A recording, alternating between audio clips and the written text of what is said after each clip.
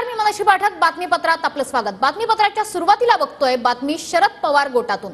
रोहित पवारांना शरद पवार गटात मोठी जबाबदारी मिळण्याची शक्यता आहे. पक्ष संघटनेत आणि विधानसभा निवडणुकीत महत्त्वाची जबाबदारी मिळण्याची शक्यता आता वर्तवली जाते. जयंत पाटील आणि रोहित पवारांमधील संघर्ष मिटवण्याच्या हालचाली सध्या सुरू झाल्यात. नगरच्या सभेत जयंत पाटील आणि रोहित पवारांमध्ये संघर्ष दिसून आला होता.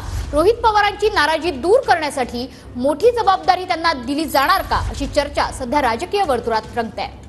आपले प्रतिनिधी योगेश बोरसे सध्या आपल्या सोबत आहेत. योगेश, काय अधिक माहिती आहे? मनश्री, लोकसभा निवडणुकीत शरद पवार गटाला मिळालेलं मोठं यश आणि त्यानंतर शरद पवार गटातीलच एक गट असा होता की ज्यांनी रोहित पवारांना पक्ष संघटनेमध्ये मोठी जबाबदारी देण्यात यावी अशा पद्धतीने सातत्याने मागणी ही पुढे केली जात होती. त्यानंतर जयंत पाटील आणि रोहित पवार यांच्यातला संघर्ष सुद्धा सातत्याने तो समोर येत होता.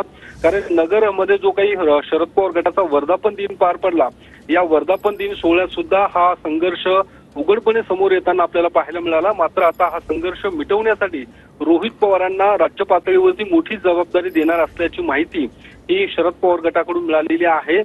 पक्ष संघटनेसह विधानसभा, ज्या आगामी विधानसभा निवडणुका आहेत त्याची सुद्धा महत्वाची जबाबदारी ही रोहित पवारांकडे असणार आहे अशा पद्धतीची माहिती ही सूत्रांकडून मिळालेली आहे. आणि तशा हालचाली सुद्धा शरद पवार गटामध्ये सुरू झालेल्या आहेत आणि लवकरच शरद पवार गटामध्ये राज्य पातळीवरती संघटनेमध्ये बदल केला जाणार आहे.